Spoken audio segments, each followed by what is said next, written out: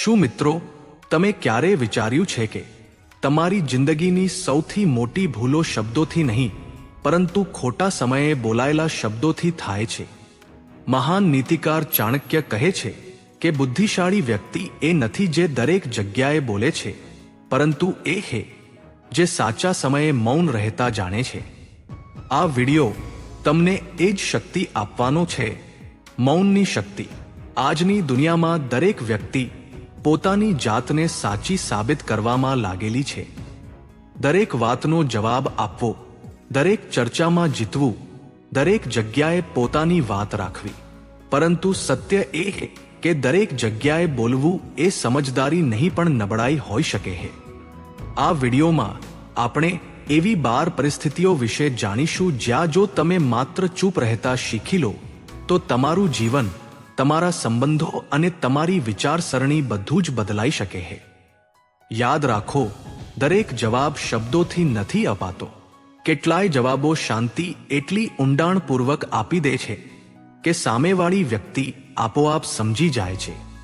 આ વિડિયો માત્ર જ્ઞાન નથી, પણ એક એવી કળા છે જે તમને અંદરથી મજબૂત, શાંત અને અડગ બનાવી દેશે.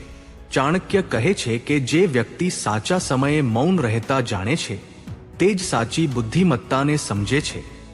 આપણે અવારનવાર જોયું છે કે જ્યારે કોઈ આપણને કંઈક કહે છે ત્યારે આપણી પહેલી પ્રતિક્રિયા જવાબ આપવાની, પોતાની વાત રાખવાની અને પોતાને સાચા સાબિત કરવાની હોય છે. પરંતુ શું ક્યારે વિચાર્યું છે કે કેટલીક પરિસ્થિતિઓમાં જવાબ ન આપવો એ જ સૌથી મોટો જવાબ હોય છે? મૌન રહેવું એ નબળાઈ નથી, એ સ્વયં પરના નિયંત્રણની નિશાની છે. તો મિત્રો, ચાલો જાણીએ કે આપણે કઈ 12 જગ્યાએ હંમેશા ચૂપ રહેવું જોઈએ. નંબર 1, જ્યારે કોઈ તમારી સાથે દલીલ કરે ત્યારે ચૂપ રહો. આચાર્ય ચાણક્ય કહે છે કે જ્યાં તર્ક સમાપ્ત થઈ જાય છે ત્યાં મૌન જ સૌથી મોટો ઉત્તર હોય છે. જ્યારે કોઈ વ્યક્તિ તમારી સાથે દલીલ કરવા લાગે છે ત્યારે તે ક્ષણે તેનો ઉદ્દેશ્ય સત્ય સુધી પહોંચવાનો નથી હોતો, પરંતુ પોતાના અહંકારને સાચો સાબિત કરવાનો હોય છે. દલીલનો સ્વભાવ જ એવો છે કે એમાં જીતવાની ઈચ્છા વધારે અને સમજવાની ઈચ્છા ઓછી હોય છે. આવા સમયે ભલે તમે સાચા હો, પણ જો તમે દલીલમાં અટવાઈ જાઓ તો અંતમાં થાક, તણાવ અને પસ્તાવો જ તમારા ભાગે આવે છે. ચાણક્ય નીતિ શીખવે છે કે જ્યાં લોકો સાંભળવા માટે નહીં પણ માત્ર બોલવા માટે ઊભા હોય ત્યાં મૌન રહેવું જ બુદ્ધિમાની છે. એક નાની વાર્તા.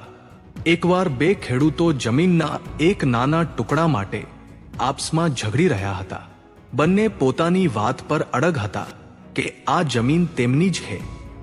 ત્યારે એક વડીલ વ્યક્તિ ત્યાં આવ્યા અને તેમણે પૂછ્યું, જ્યારે તમારો જન્મ થયો હતો ત્યારે શું આ જમીન તમારી સાથે આવી હતી? અને જ્યારે તમે મૃત્યુ પામશો ત્યારે શું આ જમીન તમારી સાથે જશે? આ સાંભળીને બંને ખેડૂતો થોડી ક્ષણો માટે શાંત થઈ ગયા. એ જ મૌનમાં તેમને અહેસાસ થયો કે દલીલ નકામી છે. અસલી મૂલ્ય આપસી સમજ અને શાંતિમાં છે. નંબર 2, જ્યારે તમારી પાસે અધૂરી માહિતી હોય ત્યારે ચૂપ રહો. આચાર્ય ચાણક્ય કહે છે કે અધૂરું જ્ઞાન ન માત્ર વ્યક્તિનું અપમાન કરાવે છે, પરંતુ તેને વિનાશ તરફ પણ દોરી જાય છે. જીવનમાં જ્ઞાન એક વરદાન છે, પણ અધૂરું જ્ઞાન અભિશાપ બની શકે છે. ઘણીવાર આપણે કોઈ વિષય વિશે થોડીક માહિતી મેળવીને પોતાને નિષ્ણાત સમજી બેસીએ છીએ અને બીજાને સલાહ આપવા લાગીએ છીએ. જો કોઈ વિષય પર તમને પૂર્ણ જ્ઞાન ન હોય તો ચૂપ રહેવું એ જ સૌથી શ્રેષ્ઠ નિર્ણય છે. અધૂરું જ્ઞાન એ પાણીમાં અડધા ડૂબેલા જહાજ જેવું છે, જે ઉપરથી સુરક્ષિત દેખાય છે પણ અંદરથી ડૂબવા માટે તૈયાર હોય છે. તેથી અધૂરી માહિતીના આધારે કોઈને સલાહ આપવી એ નકશા વિના રસ્તો બતાવવા જેવું છે. નંબર 3, જ્યારે કોઈ મુદ્દા સાથે તમારો કોઈ સંબંધ ન હોય ત્યારે ચૂપ રહો. આચાર્ય ચાણક્ય કહે છે કે જે વ્યક્તિ વિના કારણે બીજાના વિવાદમાં બોલે છે તે પોતે સંકટને આમંત્રણ આપે છે. જીવનમાં અવારનવાર આપણે એવી પરિસ્થિતિઓમાં ફસાઈ જઈએ છીએ જ્યાં સામે કોઈ ચર્ચા કે ઝઘડો ચાલી રહ્યો હોય પણ તેની સાથે આપણો કોઈ સંબંધ નથી હોતો, છતાં પણ આપણે આપણો અભિપ્રાય આપવાનો પ્રયત્ન કરીએ છીએ. જ્યાં તમારી જરૂરિયાત ન હોય ત્યાં તમારું મૌન જ તમારી રક્ષા છે. જ્યાં સુધી કોઈ તમારી પાસે સલાહ કે મદદ ન માંગે ત્યાં સુધી ચૂપ રહેવું એ જ શ્રેષ્ઠ આચરણ છે. નંબર 4, જ્યારે કોઈ તમારી ટીકા કરે ત્યારે ચૂપ રહો.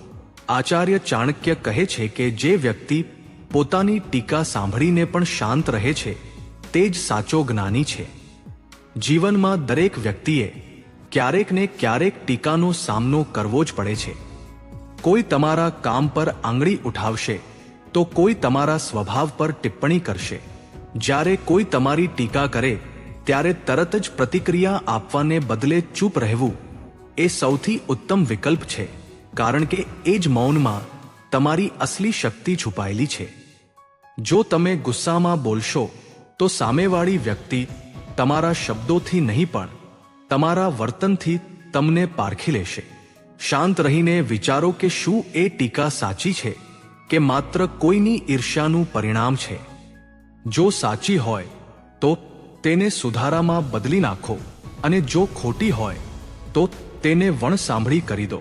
નંબર 5, જ્યારે સામેની વ્યક્તિ તમારી લાગણી ન સમજી રહી હોય ત્યારે ચૂપ રહો. આચાર્ય ચાણક્ય કહે છે કે જ્યાં સમજણની દિવાલ હોય ત્યાં શબ્દોનો કોઈ અર્થ નથી રહેતો.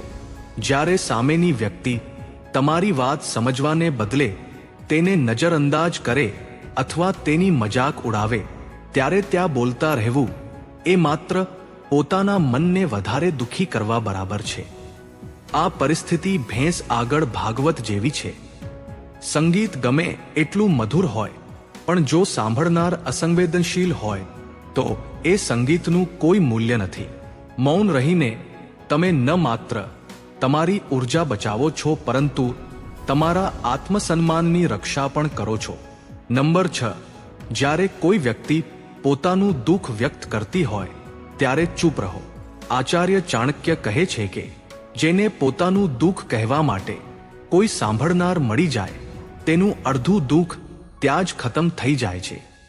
જ્યારે કોઈ વ્યક્તિ પોતાના જીવનની પરેશાની કે દર્દ તમારી સાથે શેર કરે છે ત્યારે તેનો અર્થ એ છે કે તે તમારા પર ભરોસો કરે છે. આવા ક્ષણોમાં એ જરૂરી નથી કે તમે તેને સલાહ આપો, પરંતુ એ જરૂરી છે કે તમે તેને ધ્યાનથી અને દિલથી સાંભળો. તેને તે સમયે સમાધાનની નહીં પણ સમજણની જરૂર હોય છે. સૌથી મહત્વની વાત એ છે કે તેના દુઃખને ગુપ્ત રાખો. જે વ્યક્તિ પોતાના દર્દને તમારી સાથે વહેંચી રહી છે તે પોતાની સૌથી નબળી ક્ષણમાં છે. તેની વાતો બીજાને કહેવી એ વિશ્વાસઘાત છે. નંબર 7, જ્યારે કોઈ અન્ય વ્યક્તિની બુરાઈ કરતું હોય ત્યારે ચૂપ રહો. આચાર્ય ચાણક્ય કહે છે કે જે બીજાની ગેરહાજરીમાં તેમની નિંદા કરે છે તે ક્યારેય કોઈનો સાચો મિત્ર બની શકતો નથી.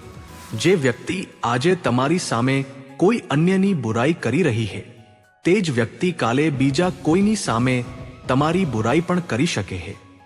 જ્યાં બુરાઈનું બજાર સજ્યું હોય ત્યાં મૌન રહેવું જ બુદ્ધિમાની છે. આવી ચર્ચામાં સામેલ થવાથી તમે પણ બીજાની નજરમાં એ નકારાત્મકતાનો હિસ્સો બની જાઓ છો. તેથી શાંત રહો, તમારો કોઈ અભિપ્રાય ન આપો અને શક્ય હોય તો ત્યાંથી નમ્રતાપૂર્વક હટી જાઓ. નંબર 8, જ્યારે કોઈ તમારા રહસ્યો પૂછે ત્યારે ચૂપ રહો. આચાર્ય ચાણક્ય કહે છે કે જેને પોતાના રહસ્યો પર નિયંત્રણ નથી તેને કોઈ પણ નિયંત્રણ આપી શકતું નથી. દરેક વ્યક્તિ પાસે કેટલીક એવી વાતો હોય છે જેને તે પોતાના સુધી જ સીમિત રાખવા માંગે છે, જેમ કે પોતાની યોજનાઓ, નબળાઈઓ અને ભવિષ્યના પગલાં. યાદ રાખો, દરેક સાંભળનાર તમારો શુભ ચિંતક નથી હોતો. મુખ્યત્વે 3 વાતો હંમેશા ગુપ્ત રાખવી જોઈએ. તમારી યોજનાઓ, જેથી કોઈ તેને રોકી ન શકે. તમારી નબળાઈઓ, જેથી કોઈ તેનો ફાયદો ન ઉઠાવી શકે. અને તમારું આગામી પગલું, જેથી કોઈ તમારા રસ્તામાં અવરોધ ન બની શકે. જ્યાં સુધી કોઈ વાત તમારા ભીતર છે ત્યાં સુધી તે તમારી શક્તિ છે, પણ જેવી તે જીભ પરથી બહાર નીકળે છે તે દુનિયાની સંપત્તિ બની જાય છે. નંબર 9, જ્યાં લોકો પોતાની પ્રશંસા પોતે જ કરી રહ્યા હોય ત્યાં ચૂપ રહો. આચાર્ય ચાણક્ય કહે છે કે જે વ્યક્તિ સ્વયં પોતાની પ્રશંસા કરે છે તે પોતાના જ પતનનો માર્ગ બનાવે છે.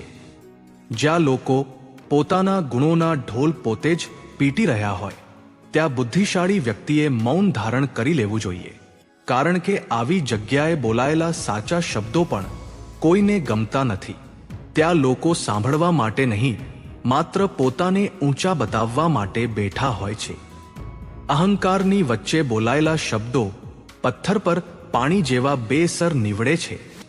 નંબર 10, જ્યારે કોઈ તમારી પ્રશંસા કરે ત્યારે પણ ચૂપ રહેતા શીખો. આચાર્ય ચાણક્ય કહે છે કે પ્રશંસા એવું બીજ છે જેનાથી અહંકારના વૃક્ષનો જન્મ થાય છે. જ્યારે લોકો તમારા વખાણ કરે ત્યારે તે સમયે ચૂપ રહેવું એ જ સાચી સમજદારી છે. એ પ્રશંસાને નકારો પણ નહીં અને તેનાથી ફૂલાઈ પણ ન જાઓ. બસ શાંત રહો અને અંદરથી આભાર અનુભવો. જ્યારે તમે મૌન રહો છો ત્યારે તમારી નમ્રતા જીવતી રહે છે.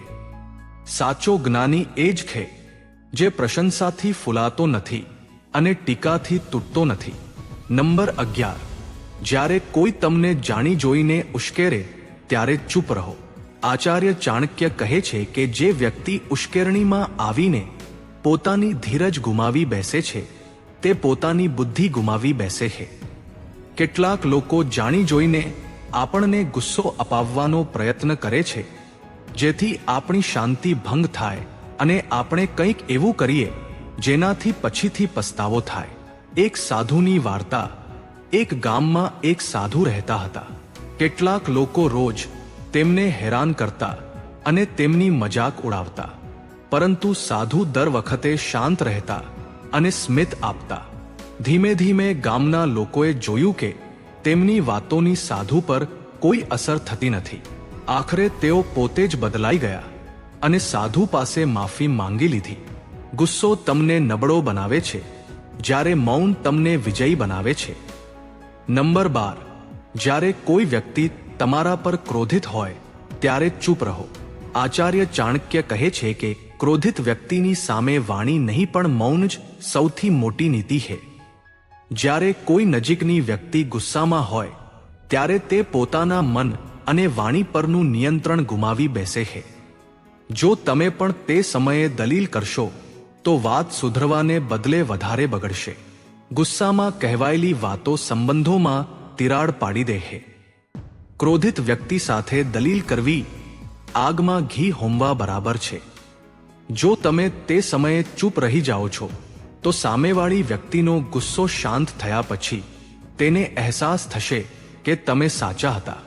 Bonus point. જ્યાં લડાઈ ઝઘડો ચાલતો હોય ત્યાં ચૂપ રહો. આચાર્ય ચાણક્ય કહે છે કે જ્યાં ક્રોધ અને અજ્ઞાન એક સાથે હોય ત્યાં મૌન જ સૌથી સુરક્ષિત ઉત્તર છે. જો કોઈ વિવાદ સાથે તમારો કોઈ સીધો સંબંધ ન હોય તો તેમાં દખલગીરી કરવી એ પોતાના માથે મુસીબત વહોરી લેવા જેવું છે. એક નાની વાત મોટી ગેરસમજણમાં બદલાઈ શકે છે. તેથી એક ડગલું પાછળ હટી જવું અને પરિસ્થિતિને દૂરથી જોવી એ જ સમજદારી છે. નિષ્કર્ષ. તો મિત્રો, હવે જ્યારે તમે જાણી ચૂક્યા છો કે ક્યાં બોલવું જરૂરી છે અને ક્યાં ચૂપ રહેવું એ જ સાચી સમજદારી છે, તો આજથી જ તમારા જીવનમાં મૌનની આ નીતિને અપનાવો. યાદ રાખો, બોલવું એ એક કળા છે, પણ સાચા સમયે ચૂપ રહેવું એ સૌથી મોટી શક્તિ છે. તો મિત્રો, જો તમને આ વિડિયો પસંદ આવ્યો હોય અને આમાંથી કંઈક શીખવા મળ્યું હોય તો આ વિડિયોને લાઈક જરૂર કરજો અને તમારા મિત્રો સાથે શેર કરજો. સાથે જ આપણી ચાણક્ય ફોકસ ચેનલને સબસ્ક્રાઇબ કરી બેલ આઇકોનને ઓન કરી લો, જેથી તમે આવા જ પ્રેરણાદાયી વિચારો સૌથી પહેલા જોઈ શકો. તો મિત્રો, આજ માટે બસ આટલું જ. ફરી મળીશું એક આવા જ નવા વિડીયોમાં. ત્યાં સુધી બધા હસતા રહો, ખુશ રહો અને પોતાનું ધ્યાન રાખો. વિડીયોમાં અંત સુધી બની રહેવા માટે ધન્યવાદ. તમારો દિવસ શુભ રહે.